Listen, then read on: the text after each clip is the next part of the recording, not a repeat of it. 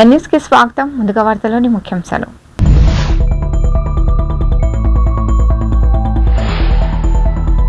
సామాన్యుడి ఇంటికి పవన్ కళ్యాణ్ వెళ్తే ఎలా ఉంటుంది?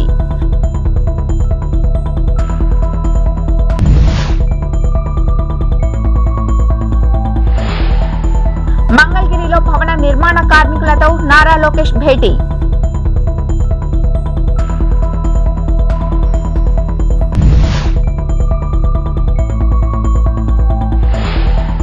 ఏపీ కాంగ్రెస్ ఎంపీ అభ్యర్థుల తొలి జాబితా విడుదల. కడప బరిలో వైఎస్ షర్మిల.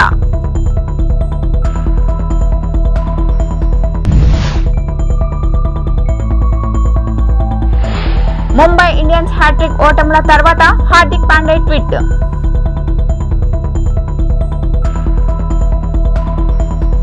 జనసేన పవన్ కళ్యాణ్ పిఠాపురం నియోజకవర్గ ప్రజలతో మమేకమయ్యేందుకు ప్రయత్నిస్తున్నారు. నియోజకవర్గంలో విస్తృతంగా పర్యటిస్తూ అన్ని వర్గాల వారికి దగ్గరవ్వాలని కోరుకుంటున్నారు.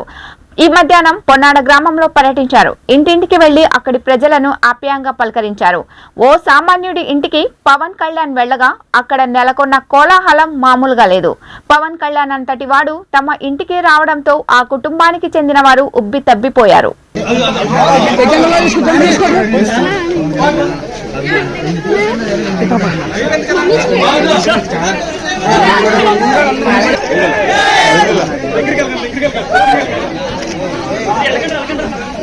టీడీపీ జాతీయ ప్రధాన కార్యదర్శి నారా లోకేష్ మంగళగిరి నియోజకవర్గంపై పూర్తి స్థాయిలో దృష్టి కేంద్రీకరించారు.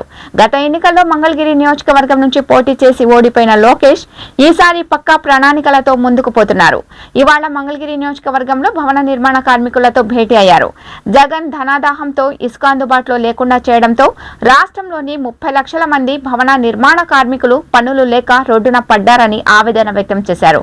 టీడీపీ పాలనలో ట్రాక్టర్ ఇసుక 1500 రూపాయలు ఉంటే జగన్ రెడ్డి పాలనలో 5000 నుంచి 7000 వరకు ధర పలుకుతుందని ఆరోపించారు. గతంలో ట్రాక్టర్ ఇసుక ఎంత? కృష్ణమ్మ దూరం వెళ్ళిందా? బీచ్ కి కాలు ఇచ్చి పరిగెత్తిందా? లేదు కదా, అన్ని ఇక్కడనే ఉన్నాయి. ఇసుక ధర పెరిగిపోయింది. ఎంత వస్తుంది?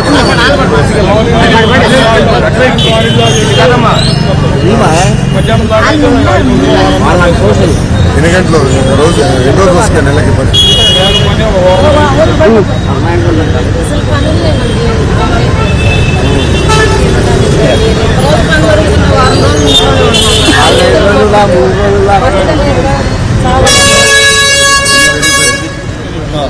పనులు చేరిన పని దొరకట్లేదు.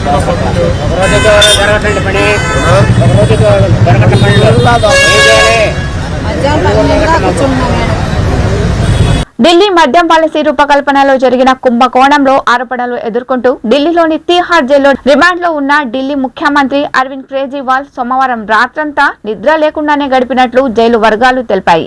జైలు నెంబర్ 2లోని సెల్ కు తరలించిన తర్వాత అక్కడి సిమెంట్ దిమ్మలపై కాసేపు సేద తీరిన కేజ్రీవాల్ ఆ తర్వాత నుంచి అర్ధరాత్రి దాటే వరకు సెల్లోనే అటు ఇటు పచారులు చేశారట. కేజ్రీవాల్ కు సోమవారం మధ్యాహ్నం ఇంటి భోజనం వడ్డించాం. ఆయనకు మధ్యాహ్నం రాత్రి వేళల్లో ఇంటి భోజనానికి అనుమతి ఉంది. ఆయన షుగర్ లెవెల్స్ సాధారణ స్థితికి వచ్చే వరకు ఇంటి భోజనం చేసేందుకు కోర్టు అనుమతిచ్చింది. మంగళవారం ఉదయం ఆయన గ్లూకోజ్ లెవెల్స్ 50గా నమోదైంది అని జైలు వర్గాలు తెలిపాయి. ఏపీలో ఎండలు మండిపోతున్నాయి. ఉదయం 9 గంటలు దాటిన తర్వాత ఇంటి నుంచి బయటకు రావాలంటేనే ప్రజలు భయపడుతున్నారు. రానున్న రోజుల్లో ఉష్ణోగ్రతలు మరింత పెరగనున్నాయి. ఈ క్రమంలో స్కూళ్లకు ఏపీ ప్రభుత్వం సెలవులు ప్రకటించింది. ఏప్రిల్ 24 నుంచి జూన్ 13 వరకు సెలవులు ప్రకటిస్తూ ఉత్తర్వులు జారీ చేసింది. మొత్తం 50 రోజుల పాటు విద్యార్థులకు సెలవులు రానున్నాయి. ఎండల కారణంగా మార్చి 18 నుంచి రాష్ట్రంలో ఒంటిపూట బడులు నడుస్తున్నాయి. ఉదయం 7 గంటల 45 నిమిషాల నుంచి మధ్యాహ్నం 12 గంటల 30 నిమిషాల వరకు ప్రస్తుతం బడులు నిర్వహిస్తున్నారు. ఏప్రిల్ 24 నుంచి వేసవి సెలవులు ఇవ్వనున్నారు. లోక్సభ, శాసనసభ ఎన్నికల్లో పోటీ చేయబోతున్న ఏపీ అభ్యర్థుల తొలి జాబితా విడుదలైంది. అభ్యర్థుల జాబితాను ఏఐసీసీ విడుదల చేసింది. 114 అసెంబ్లీ, 5 లోక్సభ అభ్యర్థులతో తొలి జాబితాను ప్రకటించారు. కడప లోక్సభ స్థానం నుంచి షర్మిల పోటీ చేస్తున్నారు. కర్నూలు ఎంపీ అభ్యర్థిగా రాంపుల్ల యాదవ్, రాజమండ్రి ఎంపీ అభ్యర్థిగా గిడుగు రుద్రరాజు, బాపట్ల ఎంపీ అభ్యర్థిగా ఎంపీ జేడి శీలం, కాకినాడ ఎంపీ అభ్యర్థిగా పల్లం రాజుల పేర్లు ప్రకటించారు. నేను రాజశేఖర రెడ్డి బిడ్డను. అలాగే వివేకానంద రెడ్డి గారు రాజశేఖర రెడ్డి గారి తమ్ముడు. రాజశేఖర రెడ్డి గారి తమ్ముడై ఉండి రాజశేఖర రెడ్డి గారు బ్రతికున్నంత కాలం లక్ష్మణుల్లాగా ఎంత అన్యూన్యంగా ఉండేవాళ్ళు, ఎంత నమ్మకంగా ఒకరికొకరు ఉండేవాళ్ళు ప్రజలందరూ చూశారు. రాజశేఖర రెడ్డి గారి మాటను వివేకానంద రెడ్డి గారు ఎప్పుడూ జవదాటలేదు. అలాంటి వివేకానంద రెడ్డి గారి ఆఖరి కోరిక, చివరి కోరిక, నేను ఎంపీగా నిలబడాలి అని నా దగ్గరికి వచ్చి దాదాపు 2 గంటల పాటు ఎంపీగా నిలబడాలమ్మా అని నన్ను ఎంతగానో ప్రాధాన్యపడ్డారు. ఆయన చివరి కోరిక నేను ఎంపీగా నిలబడాలి. కానీ ఆ రోజు నాకు అర్థం కాలేదు, ఎందుకు నన్ను ఇంతగా ప్రలోభ పెడుతున్నారు, ఎందుకు నన్ను ఇంతగా నిలబడి అడుగుతున్నారు. ఈరోజు ఆలోచిస్తే అర్థమవుతుంది. కానీ ఇంత జరిగినా కూడా వివేకానంద రెడ్డి మీద కక్ష కట్టినట్టుగా వాళ్ళ రాజకీయ లబ్ధి కోసం వివేకానంద రెడ్డిని హత్య చేస్తే ఈరోజు అదే హంతకు అండగా నిలబడ్డవాడు జగన్ అన్న గారు. మరి రాజశేఖర రెడ్డి గారి బిడ్డగా నేను ఏం చేయాలి? రాజశేఖర రెడ్డి గారి తమ్ముడి విషయంలోనే నేను న్యాయం చేయలేకపోతే ఇక ప్రజలకు ఏం న్యాయం జరుగుతుంది? రాజశేఖర రెడ్డి గారి తమ్ముడి బిడ్డ సునీత న్యాయం కోసం ఈ రోజు వరకు కూడా కోర్టు తిరుగుతుంది, గడప గడప తిరుగుతుంది. ఎక్కడ వీలైతే అక్కడ న్యాయం చేయండి, న్యాయం చేయండి ఇప్పటి వరకు కూడా అడుగుకుంటూనే ఉంది. అసలు కనికరం లేదా? అసలు వాళ్ళని హంతకులు అంటున్నారే, అసలు మీకు హృదయం అన్నదే లేదా? ప్రజలందరూ గమనిస్తున్నారు. ఇది ఎంత మటుకు న్యాయం, ఎంత మటుకు సబబు ప్రజలు గమనించారు. ఈరోజు నేను ఎంపీగా నిలబడడానికి కారణం అటు వైసీపీ పార్టీ జగనన్న గారు అవినాష్ రెడ్డిని ఎంపీగా నిలబెట్టారు కాబట్టి, ఇది అన్యాయం కాబట్టి, ఈ హత్య రాజకీయాలు మేము విరుద్ధం కాబట్టి, ఒక హంతకుడు హత్య చేపించిన వాళ్ళు మళ్ళీ చట్ట సభల్లోకి వెళ్ళకూడదు అన్న నిర్ణయం తీసుకుని ఈరోజు నేను రాజశేఖర రెడ్డి బిడ్డను కడప ఎంపీగా నిలబడడం జరుగుతుంది. ప్రజలందరూ ఆలోచించాలి. రాజశేఖర రెడ్డి గారి కొడుకయ్యుండి రాజశేఖర రెడ్డి గారి ఆశయాలను నిలబెడతానని చెప్పిన జగనన్న గారు ఒక్క అవకాశం ఇవ్వండి అన్నారు. ప్రజలు నమ్మారు, ఒక్క అవకాశం ఇచ్చారు జగనన్నకి. రాజన్న రాజ్యం తెస్తానన్న జగనన్న గారు రాక్షస రాజ్యం తీసుకొచ్చారు. ఒక్క అవకాశం ఇవ్వండి, నేను స్పెషల్ స్టేటస్ తీసుకొస్తాను అని చెప్పాడు జగనన్న గారు. ఆయన స్వప్రయోజనాల కోసం స్పెషల్ స్టేటస్ బీజేపీ పార్టీకి తాకట్టు పెట్టేశారు. ప్రిన్స్ మహేష్ బాబు తాజాగా తన ఎక్స్ ట్విట్టర్ ఖాతా ద్వారా పోస్ట్ చేసిన కొన్ని ఫోటోలు నెట్టింట వైరల్ అవుతున్నాయి. ఈ ఫోటోలలో మహేష్ బాబు చాలా ఫ్రెష్ లుక్ తో అందంగా కనిపిస్తున్నారు. మొత్తం 4 ఫోటోలను షేప్ యువర్ స్టోరీ అనే ట్యాగ్ తో మహేష్ బాబు అభిమానులతో పంచుకున్నారు. ఈ ఫోటోలు చూసి ఫ్యాన్స్ మహేష్ లుక్స్ అదుర్స్ అని అంటున్నారు. ఇదిలా ఉంటే ప్రస్తుతం మహేష్ బాబు దర్శకుడు ఎస్ఎస్ రాజమౌళి సినిమా కోసం సిద్ధమవుతున్నారు. గుజరాత్ టైటాన్స్ కు తొలి సీజన్లోనే కప్పు తెచ్చిపెట్టి రెండో సీజన్లోనూ ఫైనల్ వరకు జట్టును తీసుకొచ్చిన హార్దిక్ పాండే ఈసారి తన జట్టుకు విజయపథంలో నడిపిస్తాడని ఎన్నో ఆశలు పెట్టుకున్న ముంబై ఇండియన్స్ ఫ్రాంచైజ్ అతన్ని కెప్టెన్ గా తెచ్చుకుంది. కానీ ఐపీఎల్ తాజాగా సీజన్లో 3 మ్యాచ్లు ఆడగా ఆ నిర్ణయం ఎలా బెడిసి కొట్టిందో ముంబై జట్టు యాజమాన్యానికి బాగా అర్థమైంది. టోర్నీలో ఇప్పటిదాకా ఆడిన 3 మ్యాచ్ల్లో ముంబై ఇండియన్స్ ఓటమి పాలైంది. గత రాత్రి రాజస్థాన్ రాయల్స్ లో జరిగిన మ్యాచ్ లో ముంబై ఓటముల హ్యాట్రిక్ నమోదు చేసింది. అది కూడా సొంత గడ్డపై దారుణ రీతిలో ఓడిపోవడం ముంబై ఇండియన్స్ యాజమాన్యానికి అభిమానులకు ఏమాత్రం మింగుడు పడడం లేదు. ఈ నేపథ్యంలో ముంబై కెప్టెన్ హార్దిక్ పాండే ఎక్స్ లో స్పందించారు. సత్తెనపల్లి నియోజకవర్గంలో టీడీపీ ఎమ్మెల్యే అభ్యర్థి కన్నా లక్ష్మీనారాయణతో కలిసి పనిచేసేందుకు కోడెల శివరాం సిద్ధమయ్యారు.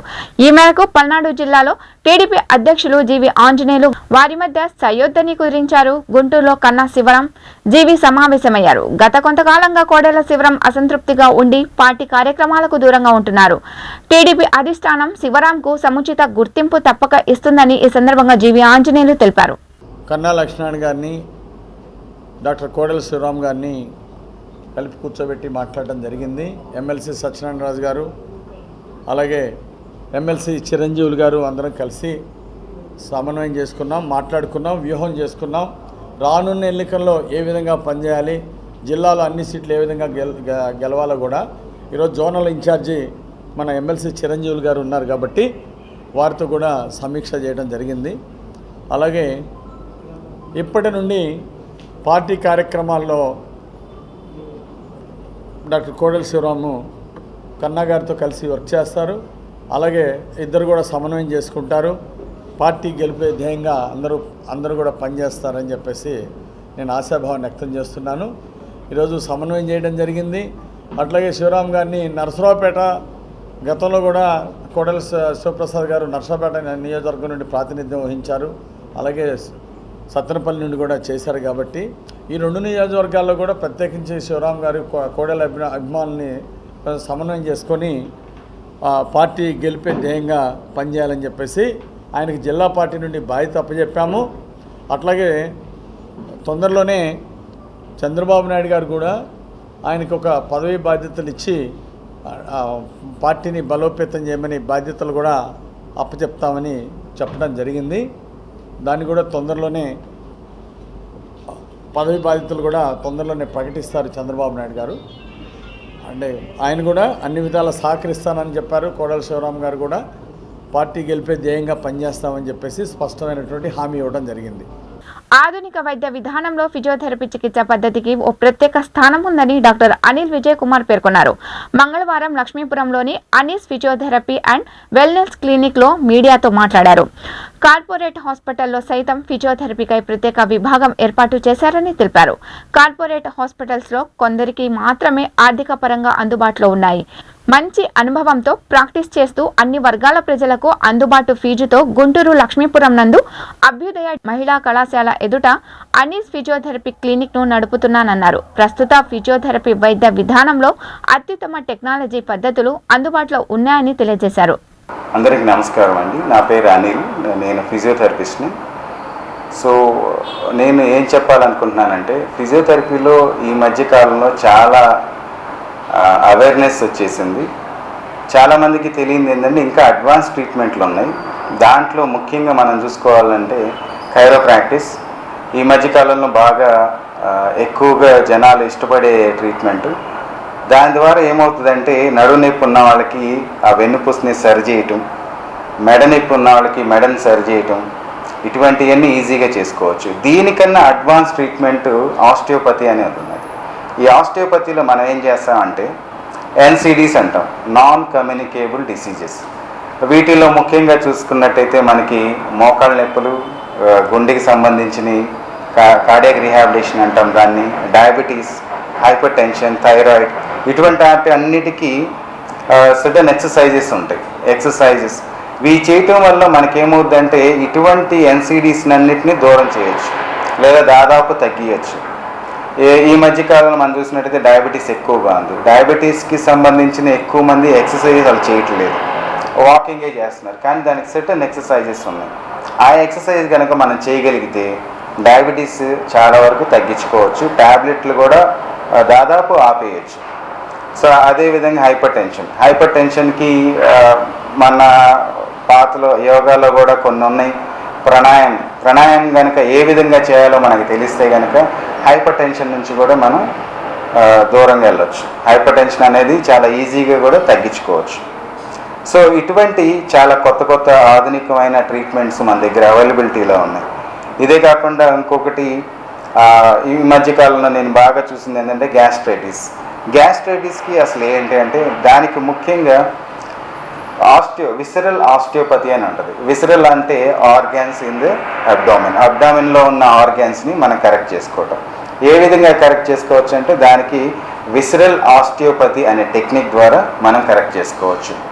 అలాగే కొంతమందికి నిద్ర లేని ఇబ్బందులు ఉంటాయి, నిద్ర రాదు, వాళ్ళకి ట్యాబ్లెట్లు వేసుకున్న నిద్ర రాదు, లేకపోతే కొన్ని సమస్యల వల్ల వాళ్ళకి నిద్ర రాదు, ఇన్సోమ్నియా అంటాం దానికి సాక్రోక్రేనియల్ ఆస్టియోపతి అంటాం. అంటే తల నుంచి కింద దాకా మనం సరి చేస్తాం దాన్ని. అటువంటి ట్రీట్మెంట్ కూడా మన దగ్గర అవైలబిలిటీలో ఉన్నాయి. ఇటువంటి ఇంకా చాలా మంచి ట్రీట్మెంట్స్ ఉన్నాయి. కొంతమందికి కండరాలు పట్టేస్తూ ఉంటుంది. ఆ కండరాలు పట్టేసేటప్పుడు మనం ఏం చేస్తాం, వాటికి ఆ కండరాల్ని రిలీజ్ చేస్తాం. ట్యాబ్లెట్ మెడిసిన్ ఏం లేకుండా ఆ కండరాల్ని మనం ఈజీగా రిలీజ్ చేస్తాం. అటువంటి వాటికి మనం డ్రై నీడిల్ అనే పద్ధతి ద్వారా రిలీజ్ చేస్తాం. ఇంకా మనం ఫిజియోథెరపీకి వస్తే ఫిజియోథెరపీలు ఈ మధ్య కాలంలో అందరూ నార్మల్గా ఎక్సర్సైజెస్ మసాజే అనుకుంటున్నారు. ఎక్సర్సైజ్ మసాజే కాకుండా ఇంకా దాంట్లో చాలా మంచి ట్రీట్మెంట్స్ ఉన్నాయి. లైక్ కప్పింగ్ ఉన్నది, టేపింగ్ ఉన్నది, ఇంకా కొన్ని మిషనరీ వాడేసి వాళ్ళకున్న నొప్పిని తీసేస్తాము. ఇట్లా ఈజీగా సరి చేసుకున్నాయి. ఇప్పుడు మోకాళ్ళ నొప్పులు ఉన్న వాళ్ళకి మనకి పెరిఫరల్ కైరోప్రాక్టిస్ అంటాం, పెరిఫరల్ అడ్జస్ట్మెంట్. ఆ మోకాలు నొప్పిన ఓటుని ఇలా అడ్జస్ట్ చేసుకోవచ్చు. కానీ దీనికి చాలామంది ఏం చెబుతారంటే సర్జరీకి వెళ్ళాలి. సర్జరీ లేకుండా, మెడిసిన్ లేకుండా కరెక్షన్ చేసేదే ఫిజియోథెరపీ కానీ, కైరోప్రాక్టిస్ కానీ, ఆస్టియోపతి. Thank you. ఈ ట్రీట్మెంట్స్ అన్నిటికీ మీకు అడ్రస్ కనుక కావాలంటే Anees physiotherapy and wellness clinic, Abhidaya college ఎదురు ఉంటుంది, లక్ష్మీపురం 3వ లైన్, గుంటూరు. మీకు ఎవరన్నా ఈ వీడియో చూసి మీరు కనుక మా దగ్గరికి వచ్చినట్టయితే, ఒకవేళ మీరు డబ్బులు అంత కట్టుకోలేరు, నేను చెప్పినంత కట్టుకోలేరు అంటే డెఫినెట్గా మీకు 50% డిస్కౌంట్ అనేది ఇవ్వగలుగుతాం. ఇంకా మీరు ఇంకా అది కూడా కట్టలేని వాళ్ళు, అసలు మాకు ట్రీట్మెంట్ చేసుకునే స్తోమత లేని వాళ్ళు డెఫినెట్గా ఇక్కడికి వచ్చి వాళ్ళ బాధలు కనుక కరెక్ట్గా నాకు చెప్పగలిగితే మేము వాళ్ళకి చేయాల్సినంత సాయం మేము చేస్తాం మా తరపు నుంచి. Thank you. తప్పుడు ప్రచారాలతో, కథనాలతో తెలుగుదేశం పార్టీ నాయకులపై వైఎస్ఆర్ కాంగ్రెస్ పార్టీ నాయకులు ప్రచారం చేస్తున్నారని సత్తెనపల్లి ఎమ్మెల్యే అభ్యర్థి కన్నా లక్ష్మీనారాయణ, వినుకొండ తెలుగుదేశం పార్టీ ఎమ్మెల్యే అభ్యర్థి జీవి ఆంజనేయులు మండిపడ్డారు. మంగళవారం గుంటూరు జిల్లా పార్టీ కార్యాలయంలో ఏర్పాటు చేసిన మీడియా సమావేశంలో వారు మాట్లాడుతూ, ఆంధ్రప్రదేశ్లోని వృద్ధులకు, వికలాంగులకు పింఛన్ వారి ఇంటి వద్దకే వెళ్లి అందించాలని డిమాండ్ చేశారు. తెలుగుదేశం పార్టీ అధికారంలోకి వచ్చిన తర్వాత ఎస్సీ, ఎస్టీ, బీసీ, మైనార్టీ వర్గాల ప్రజలకు 50 సంవత్సరాలకే పెన్షన్ ఇస్తామని తెలిపారు. తెలుగుదేశం పార్టీ అధికారంలోకి వస్తే ఒకేసారి 3,000 నుండి 4,000 రూపాయలు పెన్షన్ ఇస్తామని తెలియజేశారు. తప్పుడు ప్రచారాలతో, అసత్య ప్రచారాలతో జగన్మోహన్ రెడ్డి రాజకీయ స్వార్థ ప్రయోజనాల కోసం ఆలోచిస్తున్నాడు.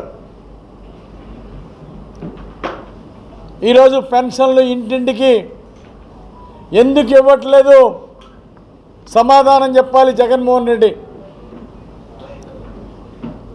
ఈరోజు చంద్రబాబు గారి మీద ఎందుకు తప్పుడు ప్రచారం చేస్తున్నారో సమాధానం చెప్పాలి.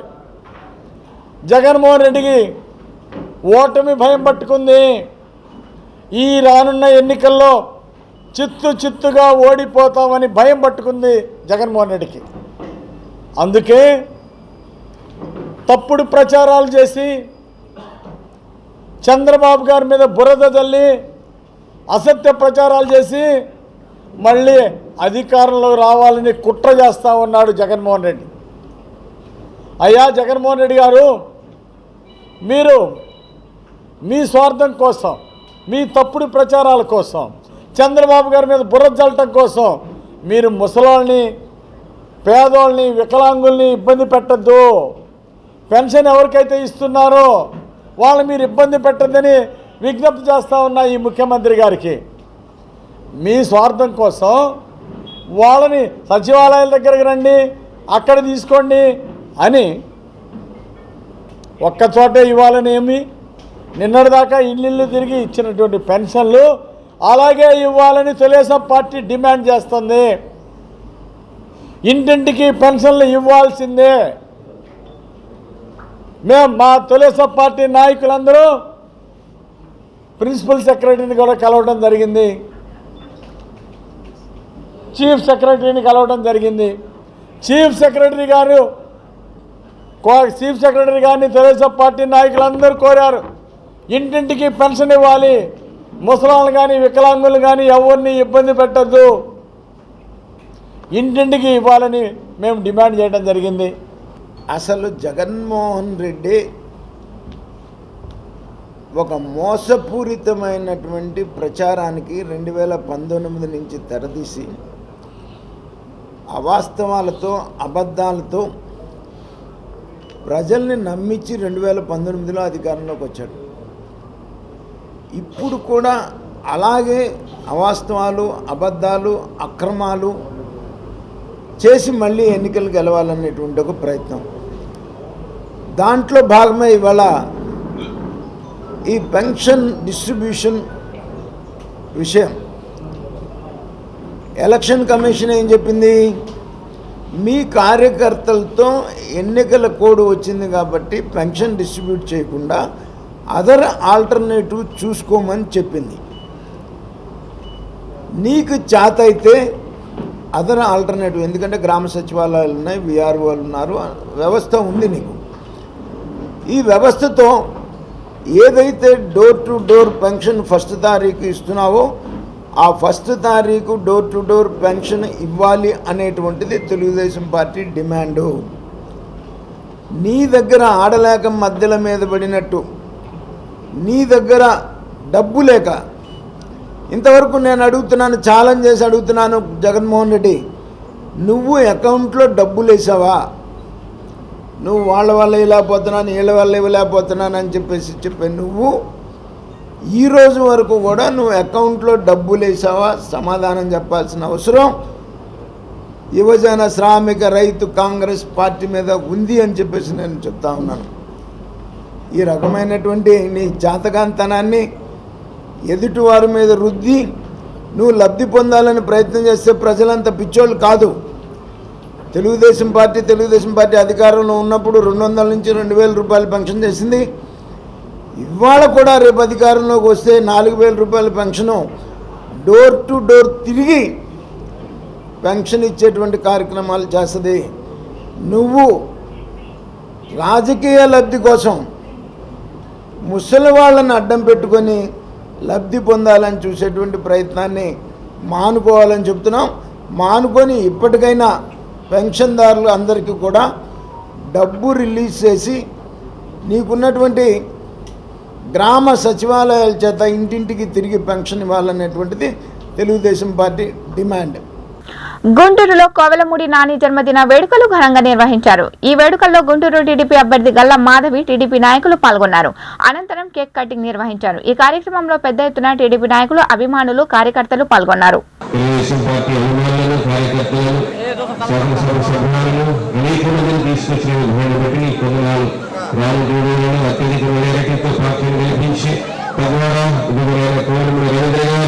గుంటూరు పట్టణానికి ఆదర్శకరంగా మాదిరికరంగా అనేకులకు గౌరవంగా ఈ కార్యక్రమం జరిగించమని, ఇలాంటి పుట్టినరోజులు 100 వసంతాలు జరుపుకుంటూ సహాయం చేయమని ఏసునామమున అడుగుచున్నాము తండ్రి. ఆమేన్.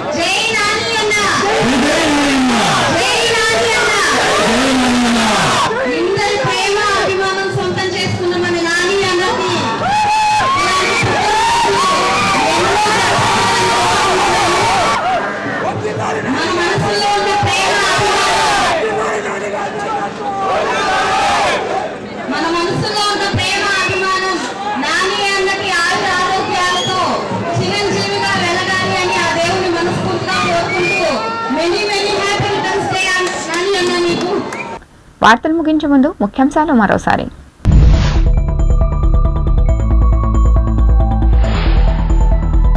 సామాన్యుడి ఇంటికి పవన్ కళ్యాణ్ వెళ్తే ఎలా ఉంటుంది?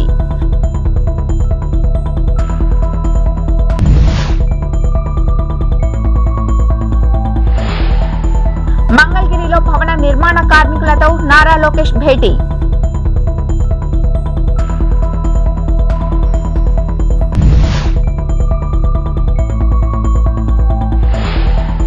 ఏపీ కాంగ్రెస్ ఎంపీ అభ్యర్థుల తొలి జాబితా విడుదల. కడప బరిలో వైఎస్ షర్మిల.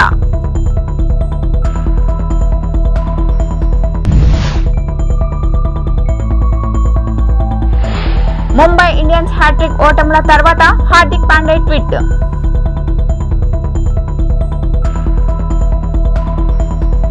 ఈ వార్తలు ఇంతటితో సమాప్తం. నమస్కారం.